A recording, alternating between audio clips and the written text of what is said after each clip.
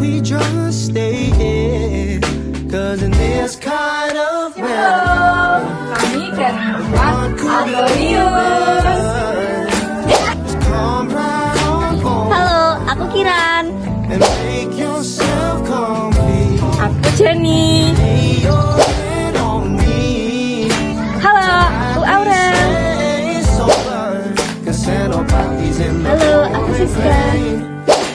and things they ain't perfect, but I wouldn't change a thing.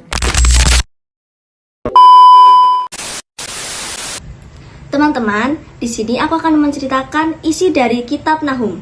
Sebelumnya, siapa sih Nahum? Dalam bahasa Ibrani, Nahum berarti penghiburan. Akan tetapi, Nabi Nahum menyampaikan berita penghukuman yang keras kepada bangsa Asyur. Dia menubuatkan keruntuhan Asyur dari Niniwe, ibu kotanya.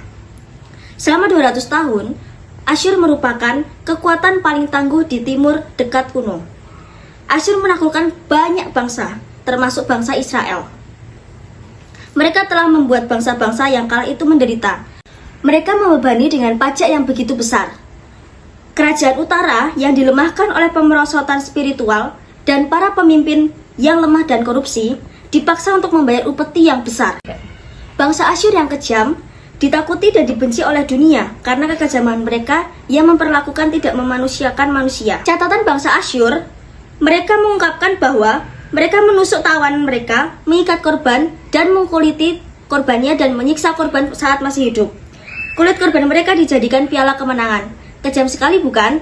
Nah, sekarang aku akan menceritakan tentang isi kitab Habakuk. Kitab Habakuk mengajarkan tentang kesabaran dalam menanti keadilan Allah di tengah ketidakadilan dan penindasan. Habakuk yang bergumul dengan pertanyaan-pertanyaan yang tidak dapat ia mengerti, bertanya kepada Allah, mengapa kejahatan dan kekejaman selalu dibiarkan saja, sedangkan orang fasik tampak berkuasa di atas kebenaran. Allah menjawab bahwa dia sedang bekerja dengan caranya dan waktunya sendiri, dan umatnya dipanggil untuk tetap setia karena keadilan akan tiba pada saat waktunya. Tuhan juga mengingatkan bahwa orang benar akan hidup oleh iman. Artinya bahwa iman yang teguh harus dijalani bahkan di tengah penderitaan. Akhirnya Habakuk memilih untuk bersukacita dalam Tuhan dan percaya pada kesetiaan serta keadilan yang pasti, dan percaya bahwa keadilan akan tiba pada waktunya. Nah, dari kitab Nahum dan Habakuk yang telah dipaparkan sebelumnya, kita dapat menyimpulkan bahwa Nahum dan Habakuk ini sama-sama menyoroti tema keadilan Allah, meski dalam konteks yang berbeda. Nahum menekankan keadilan Allah melalui hukuman yang dijatuhkan kepada Niniwe, kota yang terkenal akan kejahatannya, menyampaikan bahwa Allah akan membalas kejahatan dan menegakkan keadilan. Sementara itu, Habakuk mencerminkan keraguan dan pergulatan dalam menghadapi kejahatan dan ketidakadilan di antara umatnya.